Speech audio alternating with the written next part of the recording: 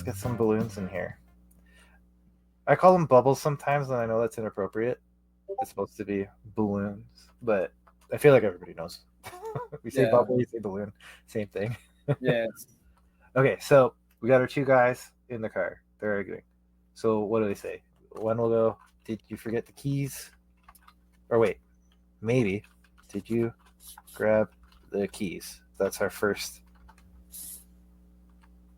person. The next person, "No, I thought you did." That's panel one. Two balloons. One says one thing, the other says the other. Looking for a font that is appropriate for this. I think I have one. So have you heard of Blambot? Yeah. Yeah, neat. Does a lot for indie creators that you can get those fonts for free as an indie creator. So super handy if you're doing your own comics. Although I end up buying a lot from Comic Crafts too, because they do so many amazing fonts and they have a lot of cool sales. So when they have those like half off sales and that, I like to grab the odd one so at least the books look different from one another, right? You try to change the fonts in every new comic? Yeah, just so it has its own look. Like sometimes what works in one doesn't work in another, or it doesn't look as serious, or just it doesn't come across the way you want it to every time. So yeah, I find having some options definitely helps, and it doesn't make it look so samey. Again, if it's a series, you're obviously going to maintain that theme throughout. But if you're doing a totally new series, or in my case, I had a couple one shots. Each one has a different font. I was also bad about punctuation, so I was trying something and I got called out on it a couple times. Or I don't always include the punctuation. I think depending on the balloons you use, it can look really crowded. I was using the balloons themselves for sentences, and not everybody was a fan. But hey, I, you don't know until you try. look at this. The Clip Studio Paint. Oh wait, handles the balloons. You can do it like this. Nice. And how do you feel about the way of cutting the sentences on the balloon? Where do you cut it? It doesn't matter which word, or you have to make like a little bit meaning on every. Yeah, so I try to. Yeah, there's a cadence to it that I try to maintain, so it reads a little easier. And yeah, I'm always thinking about that. Like even actually, the way I write my scripts, I have that factored in. So I'll write knowing that I'm going to letter. I'll write my scripts with the breaks in the balloons, right? And I'll do that in different ways with each book. Like sometimes I'll have a line to connect the balloons. Sometimes I'll have those like cascading balloons. It depends on what I think works for the book. But I always write with that in mind so that at least I know how it's gonna how it's gonna sound, for the lack of a better term, before it even gets to the art, right? Like I want to have that dialogue locked. Um, Not that I don't change it once the art comes, because sometimes, yeah, like I'll have all this dialogue explaining something, and the artist managed to figure it out in one panel, and it's okay. I don't need to explain what's plain to see. And how do you feel about where the tail should point? It should go to the character, or to the mouth, or to the head, or where? Yeah, I always try to aim it at the head. It doesn't necessarily have to be their mouth. Although, if it's a big enough panel, if it's a close up, let's say, you aim for their mouth. You don't aim for their forehead. But generally, yeah, like somewhere in the head area and like halfway. You don't go right to the mouth, obviously. But sometimes, so like my last book, I was a little more stylistic about the tails, and I had it just a small triangle. So there was the bubble and a small triangle pointing. So like here we got some nice long tails, but something I've gone the other way where I just had a really narrow like bump almost. So Okay. it all depends what book you're working on and what looks good for that. All right, dialogue for this one. So did you grab the keys? No, I thought you did. I'm not going. Right? That's what I'm not going. I'm not going. Neither. Neither.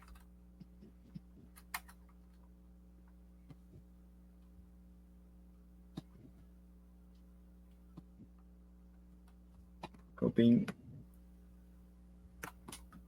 Place you for it. Fine. Is that too much? I hope not. So that's 4 balloons. But Yeah, no, it's okay. You have plenty of space.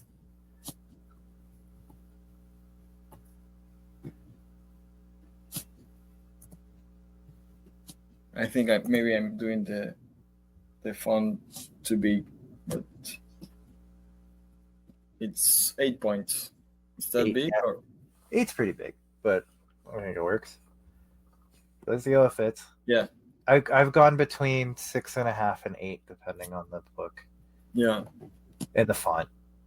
Right? This font's a little bigger.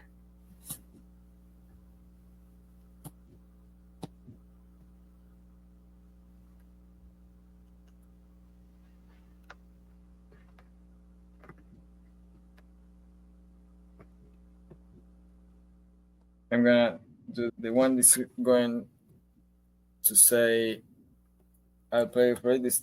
Oh no, wait. It's the same guy who says this third line and the second line and the third line are the same guy. Is that okay? Yeah. For, Yeah, exactly. It could be either one, really. Yes, yeah, but for the placement of the balloons, I'll just do it like this. And then the answer of this one.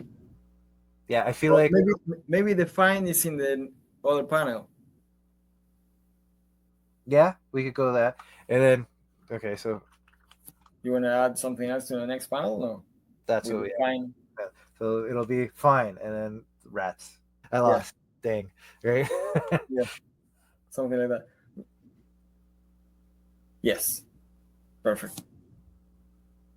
Wait. Let's finish the balloons here, and then I jump to the other panel.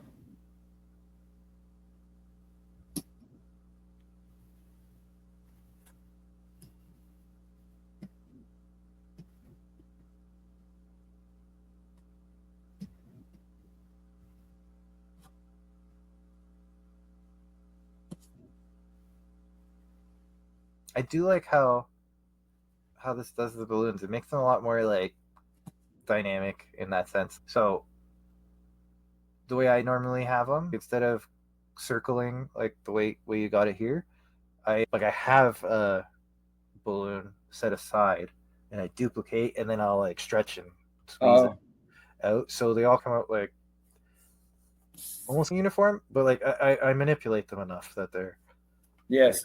But the thing is, when I write and then I do the balloons, they're all in the same layer. Yeah, that makes sense.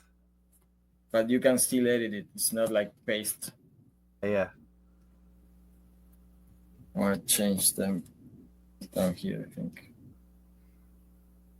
I was gonna say that tangent's driving me crazy with the balloon at the top. Sorry, what? That balloon is just touching the edge of the panel. It was driving me a little bit crazy. Oh, that one, yes. We're good. We're good.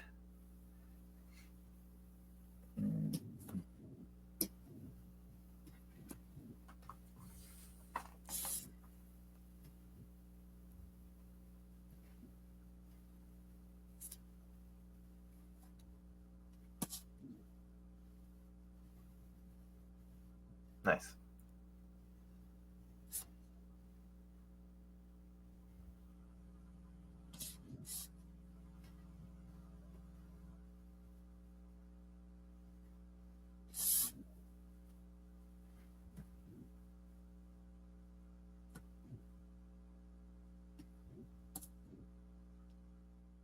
So that's a perfect example of the type of change like I would make from the script to the lettering. Yes. It's one of the privileges of lettering your own work. Yes. it changes the context a little bit, but not enough to change anything. So if it makes the story flow better, why not go for it? So in this case, like I would have written it the other way where they're exchanging back and forth, but yeah, doesn't matter. And now you have the advantage of, because it's in the balloon below, in the panel below, you could clearly point to who's talking based on where they're sitting in the panel. Yes. So yeah, it's one of those things. If I had a letterer that wasn't myself, it might not. It would have Yeah, just you can still do it, but you are saving time, I think. Well, I don't know. this conversation to have, right? That it's Yeah, you don't have to get the work and say, oh, maybe if you tried this way and send it back. And yeah, it's yeah. something you. But I take back the thing about saving time because he will be doing or she will be doing a lot of balloons on its own. Oh, sure. Yeah, if it's your bread and butter, there's definitely a speed thing to it. Um, but yeah, I don't know. It's one of those things. I do enjoy it though. Like it's one of my Yes, favorite parts of this whole craft is doing the lettering. So it's something I've really taken seriously and trying to learn how to do it the right way. So there's lots of resources out there too. If it's something you want to pick up, um, it's not impossible. Like you would think it's something very niche and very hard to get information, but there's all kinds of stuff out there. It's really there's nothing to stop folks from doing this themselves, but there are rules to follow and things you must do that not everyone does, and that's yes, the difference, right? Like you can see if somebody doesn't follow the rules. yeah. The good practices. It's key. Like it really does make the difference between something professional and amateur, right? All right. What about here? So I Should think they say here, something? yeah. So let's go. So the guy in the car, says, "Good luck," kind of semi sarcastically. Good luck. Be careful. Just the extra jab.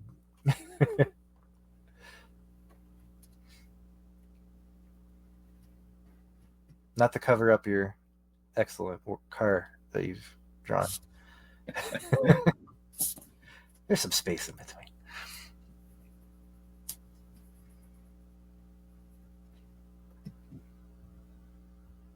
What a difference that little bit of shadow Mm-hmm. sets the scene entirely differently. Yeah, totally.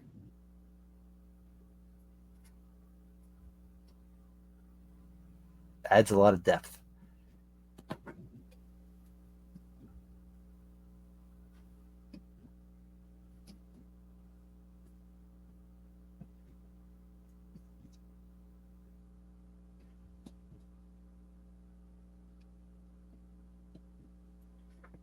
Okay.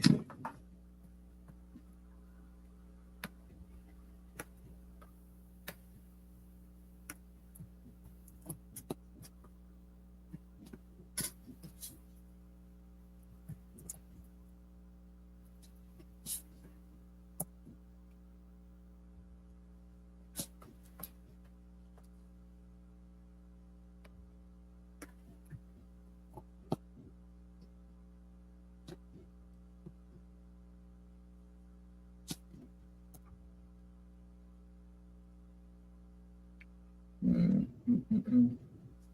They go on. Wait. I think I'm gonna cover a little bit the car. This.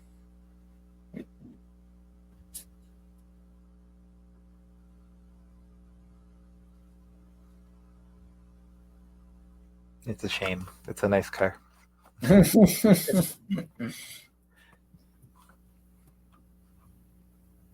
It's an old model. Yeah. That's why they need the key. Yeah. Actually, you need the keys to modern cars too.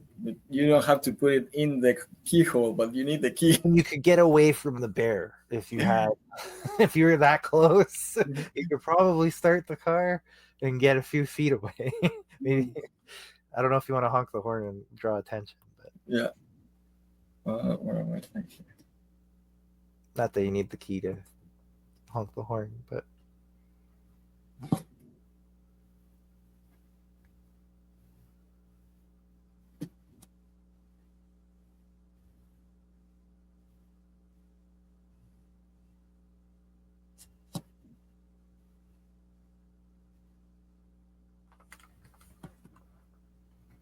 I'm not totally happy with the placement of this yet. Wait.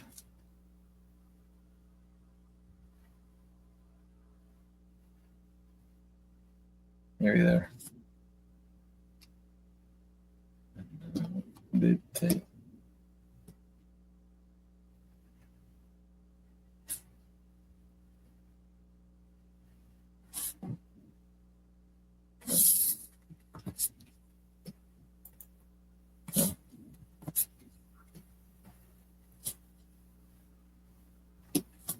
Yeah, it disappears into the white space a little bit.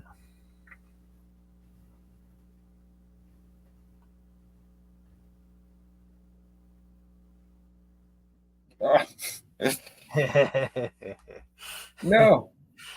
Oh, those nodes are. Oh no. What did I do? Oh, I created a new one. No, Ah. no, no, no, no. Yeah.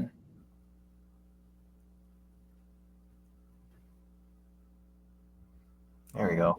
Yeah. Much better.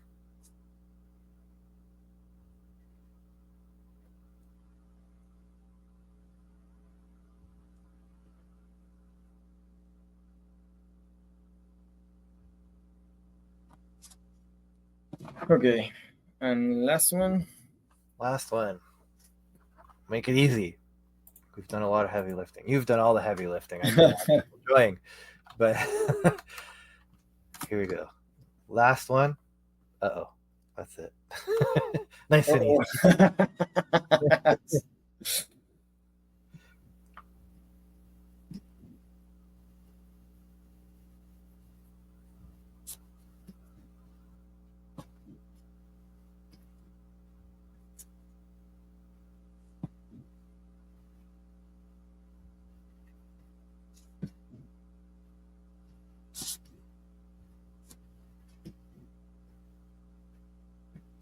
Now, see, again, no reference. Really looks like a bear. Really pulled it off. Thank you. Thank you.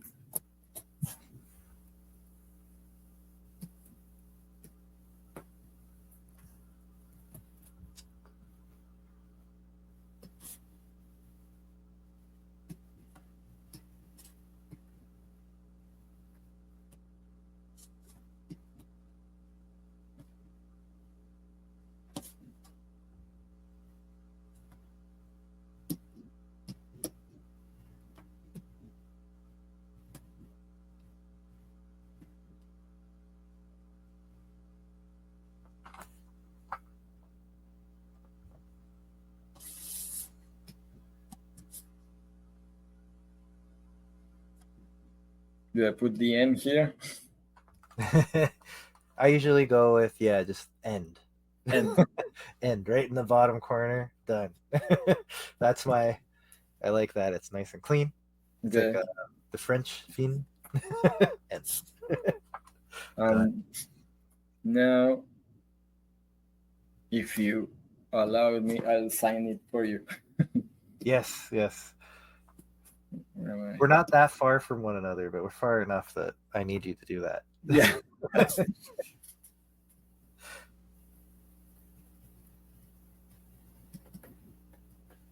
That's correct. Did I put it right? Yeah, you got it. Yeah. Look at that. I'll do my signature.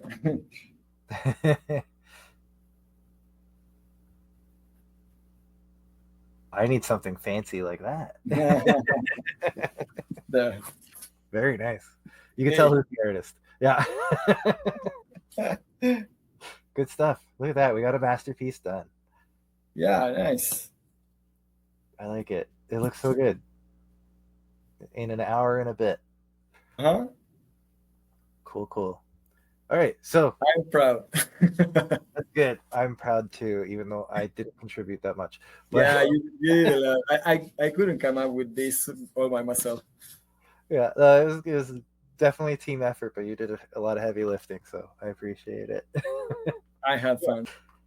All right, so we have a finished piece here, which it looks wonderful. It's better than I could have imagined when we started today. Yeah, really happy with how it ended up. So this is the end of this episode. So Roberto, you got anything to pitch? Where can we find you?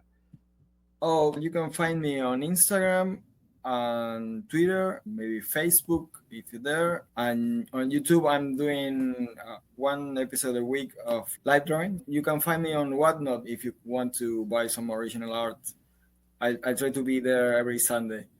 You can find me on each of those social media by my name, either Roberto Viacava or Viacava Roberto. I don't have the same handle on every platform, sorry, but you can find me by my name. Right on. All right, and I'm Adriano, and yeah, you can find. I was lucky enough to get the same thing on everything. So pestocomics.com and at Pesto Comics on almost every social media you can find. So Pesto Comics, that's where you'll find me. And yeah, I guess that's it for this time. So until next time, thank you very much for watching. We'll see you very soon.